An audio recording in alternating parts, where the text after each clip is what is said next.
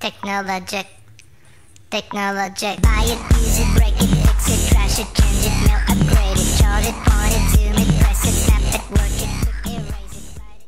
Hello there guys, welcome to episode 3 of my YouTube Tekkit Minecraft series. In case you missed it, make sure you check out episode 2, link is now in the top right hand corner, as there was a bit of a mess up on my first Tekkit map, so I had to start again, and episode 2 basically just explains what went wrong and shows me basically starting out on this world.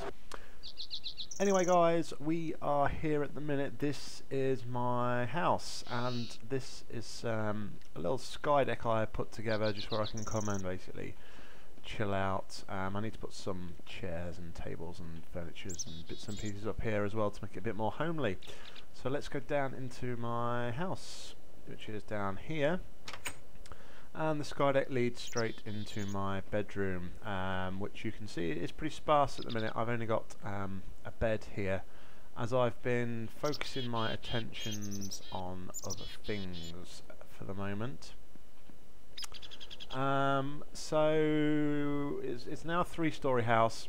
The original plan was the second story here was just going to be to for like access to pipes and tunnels and things. I wasn't actually going to use it, but I don't know, it was bigger than I thought, and it didn't quite look right just being a for pipes and tubes and wires, so I decided to utilise it as a second floor. But again, I've not really put anything in here at the minute. And then we just come down here, which is my ground floor. Again, not really done anything with it. We go take a look around the outside. You'll see it's kind of like a T-shape compared to the rest of the house, which is more squared. The middle layer as well also sticks out. So that is my house. So if you saw the second episode, you'll know that I was living in a little dirt hole. So the house is actually built on top of my dirt hole. But we'll come back to that in a bit. I want to show you what we've got over here. This is my power tower. Try not to rip off Sips and Shin's Tower of Power saying. So I've basically got 4 wind generators here and an array of 8 solar generators here, which is all fed down into a bat box at the bottom of here, which is then fed to another bat box just down there underground, which goes to an MFE and stores power for the machines I've got in my basement, which I will show you later. I need to upgrade the bat boxes to MFEs, all of them really, just so I'm utilising the most power really. So we'll come down to the water's edge here first, and you'll see that we've got 3 of these buildings here. Each of these is a redstone engine room. So each engine room is identical in that it houses 24 redstone engines. So you can see there, they're all pumping away, generating electricity for me through the conductive pipes, and then that power is going out of the top of the engine room,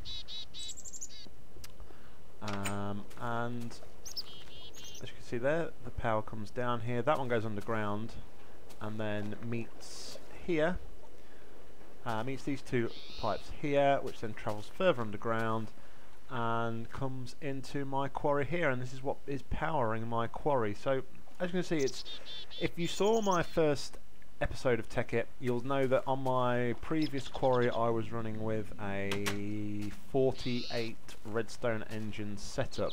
So here I am actually running a 72 engine setup, and as you can see, it's coming out quite quickly. I am actually thinking of putting another 24 engines onto the array to make it a 96 engine system, to make it well, a lot quicker really. But I mean, you know, it's going through quickly enough at the minute as it is, so I don't think we need to worry too much about that at the moment. You can probably see over there I've got a waypoint set up. That is my nether portal, which obviously takes me to the nether. I didn't say about these engine blocks as well. Looks like we've had some endermen in our engine rooms. They're set up using red power circuits, as you can see here, and they can be shut off using this lever here. And there's two levers in each engine room, so you can basically each engine room can either be shut off completely, run on half power, or run on full power. Don't really know if that's useful, but just something I thought I would put in. So here we have another building, which is my sorting facility. Now this took quite a bit of time to get right, and actually what I was working on at the end of episode 1 before my save file went corrupt. But basically everything that comes from the quarry is basically sorted in here and put into the right chests, just to be nice and organised. So as you can see, I've got various bits, full chests of dirt, cobble, marble and sand, and I've got other bits and pieces here on this side. And at the minute this is a 3-floor sorting facility. So this is level 2, and basically because I've got full chests of sand, cobble, dirt and marble, that's all being pumped into a condenser here, which I am making diamonds from.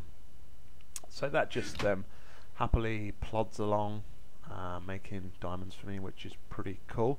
And then this side we have all my rare stuff. So I've got, you know, gems, I've got redstone and lapis, got some uranium, and that chest isn't it's for Nikolite, but I haven't got any Nikolite yet. Actually that's got Nikolite in there, so Nikolite should be going in there instead. Check this pipe. Yeah, so Nikolite's not actually going to get through there anyway, so we may as well take that one out and pop it in the Nikolite here. So that goes in there, and then we've just got some glass in there. So I'll explain this pipe system in a bit more detail after we've just taken a look at the bottom floor. So this is basically where we're going at the minute. It's still being adapted. This chest here is just the chest where I can just drop stuff that I'm not sorting at the minute, just so A, I don't lose it, and B, you know, I can see what then needs to be set up to be sorted. And down here is where I store all my bars and ingots and things. So yeah, that's basically my setup here. So as well as the sorting facility here, sorry, I'll go back on the topic. This pipe here is where this is my quarry in pipe.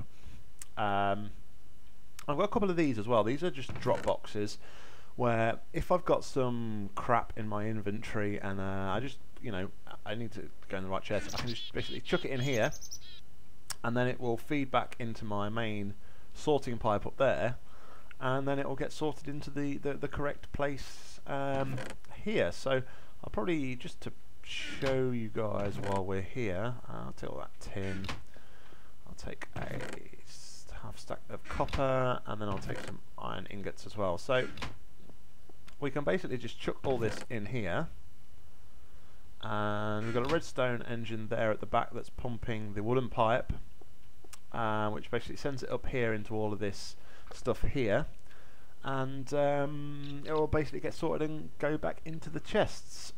You'll see that it might go the wrong way for a start. As you can see, these copper ores they're trying to come down the pipe and going back. I've actually set these up with 2 iron pipes here, I think I could have probably done it a little bit better, but this is just the way I've done it. So an iron pipe basically forces the traffic one way. So basically it gets to this block here and goes back, and if it gets to this block here, it will go back in there. So there's a bit of toing and froing going on there, but at the minute it works. I can I changed it. I've changed it actually in my the next part I'll show you. I'm not using iron pipes to do this, the direction flow. I'm using diamond pipes, but obviously diamond pipes are expensive, and I've pretty much depleted all of my diamonds, and I've only got really what's 2 in the chest and then what's being condensed in there. Anyway, so you can see here that the ingots are now travelling along the sorting pipe. Eventually they will all travel down here to the ends, down that pipe in the corner there, drop into level 3 of the sorting facility, and then each of them will drop down into the relevant chest. I've currently got 2 drop boxes, one in here and one over in the house, so that, you know, if I'm ever over in the house doing stuff, I can just chuck it in there and it will then be sorted back to me, which is pretty damn cool, I think. To be fair, just saves me a lot of work.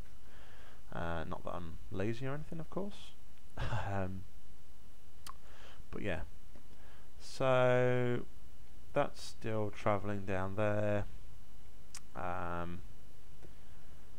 Irons at the back, I assume, just because that's the first box, and I could have done with that one being first. Yeah, that one's just coming through there. So that's dropping down here now into this pipe here. We should get the silver dropping in first, so it shouldn't be too bad. Obviously anything that's not one of those will travel over here, and then if I need to in the future, I'm putting some stuff in the condenser, like rotten flesh and spider eye, because they're quite good at EMC values to chuck in the condenser, if I ever kill them and get those things, that is. So yeah, we're going to just see in a minute the copper will drop down and filter off into the old copper box here, as will the tin. The tin will do exactly the same. The only thing with diamond pipes is that in order to sort things in the diamond pipes, you actually have to have one of the item in your inventory. So you know, if you don't have them, you can't add the sorting, which is why I've got that box at the back there, which is just catching everything that's not sortable at the minute, and then I can set that up at a later date. So there, you can see everything is now being sorted into the right boxes. So it's pretty cool. The other main thing I've got here as well is I've got when I mine an ore, it basically gets sent off to my machine room and is automatically macerated, smelted, macerated into dust, smelted into ingots, and then returned back. So as you can see here, we've got an iron ore and a copper ore that are being sent through from the quarry. So if we go through here, we've got 2 sets of pipes here, and here comes the iron ore here. But we're not going to wait for that because that will take quite a while to catch us up. It's not the fastest of things. And obviously at the back there you can see that there's some bars going back. So if we drop down here,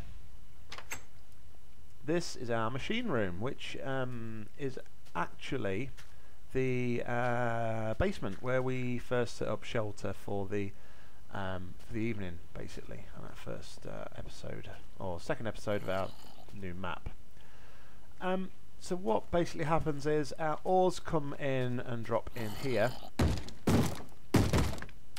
It sounds like somebody wants to say hello to us. I think we've probably got a zombie at the door. So yeah, our ores come in here, and they basically come down here and feed up to here into our macerator system. Now I'll show you what we've got up here. We've got a system of three macerators and 3 iron furnaces. I'm just going to take care of this guy here because it does my head in.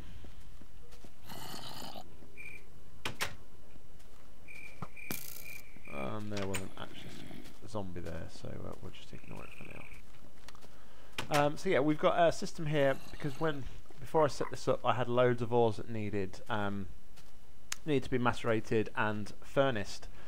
So the principle here is we've got 3 macerators, each got the same setup. So as you can see, there's nothing in here at the minute, but if I add in something into the macerator for when our ore turns up, we'll just add some steak in there for now. And then we should have an ore that's going to come up here. We're basically behind these blocks here. You might be able to see it there. Is we've got an obsidian pipe. So what the obsidian pipe does is that if the macerator is busy and's got a different type of ore than the ore that's specified, the obsidian pipe will then suck it up, and it will try the next macerator. So we're going to see that in action now. You'll see that this copper ore here is going to try and get macerated in here, and it can't do it, and then it gets sucked up by the obsidian pipe, and then we'll try on the next macerator. So that basically loops round, and same will happen here. It'll drop into here. Excuse me guys, in a minute. The design could have been improved a little bit here, I think. It's a little bit slow to go round. I'll take that one out for now. So I think you'll get the gist anyway. The obsidian pipe sucks it up. Then here it comes, as you can see. This is coming from the previous macerator. It'll try again here. Obviously, I've just dropped a stake in the top there to stop it from macerating. So it will then go and be sucked up by another obsidian pipe, and then it will try and put it in the next macerator. So you should see it come down here in a minute, and then try in the next one. Anyway, if it does get macerated, okay, it will come down one of these stone pipes that comes out of the macerator, and will join up over here, which is the path which then puts it into the furnace routes. Now the furnaces work exactly the same as the macerators. There is obsidian pipes next to them to catch any overflow, just to see whether or not, so that we don't lose any of our ores or dust. And what I'm going to demonstrate to you in a minute, when this ore gets rejected by this final macerator here. And take these bits out because we've got some ores coming now, and I don't want those to miss out on their macerations. I'll take that steak back. So that's going to get sucked up here. Cool. And then once that has happened, it will basically drop down into the final overflow pipe over here, which it comes down here, as you can see. Comes along here and then gets chucked back in to the beginning, so that it can then basically loop around this pipe system until it can get macerated. So we never lose out on any ores, any dust. The dust will always get furnaced, because again this is our overflow pipe for our dust, which travels under here and then joins back in here and sent back up to the first furnace. Once it's finished the furnace process, all the pipes join up here, and then they run it along here, back up here, and then they are sent back to our processing plant or filtration plant, whatever you want to call it. It doesn't really matter. And then they'll get sorted, put into the right chest, and they're there ready to be used in the future. So that is basically the setup so far, and how my little operation is running, which I think is pretty darn cool, if you ask me. It's all things that I've seen from like the guys at excuse me, the guys at Yogcast and Sips and Shin, and what Duncan's been doing. I'm not quite up to where I was before on Duncan's tutorials. The next thing I'm going to be doing on here is going out to look for some oil, and then set up a refinery and start doing little bits and pieces like that. So yeah, that's pretty cool. I think you'll agree. The house needs more work, which, you know, the house isn't really that important. It's got the bed in it, and that's probably all I'm going to be using it for now. So yeah, we're going to just... I'm going to probably wrap this video up here, guys, to be honest. Sorry there hasn't been any building work in this episode today.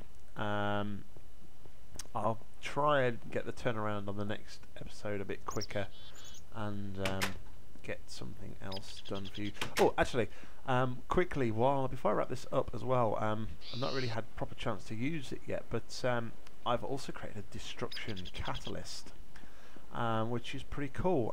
Now, what I've noticed though with the destruction catalyst is, I've not really found out the most optimum way to use it is that you need to have some sort of fuel with it. So I think glowstone, I've read, is the most efficient way to power destruction catalyst. You can do it either using a glowstone block or glowstone dust, which I think the dust is more efficient than the blocks, I believe. But anyway, I'm going to test this out a bit more, and hopefully I can bring that to you in the next episode and show you something cool. Like I say, as well as some building work, whether it be with my refinery or the next project that I decide to work on. Anyway, guys, I'm going to just finish up here on my sky deck, as this is where I started the episode, so it's a bit buggy. So I thought it'd only be right to finish the episode here. Hopefully you enjoyed my look around my Tekkit world. As always, if you have any comments for me, please leave them in the comments. Please like this video if you enjoyed it, and if you're not already, please subscribe, because there will be more videos coming shortly. Anyway, guys, I'm Scholars. Thanks for watching, and I'll see you soon. Bye, guys.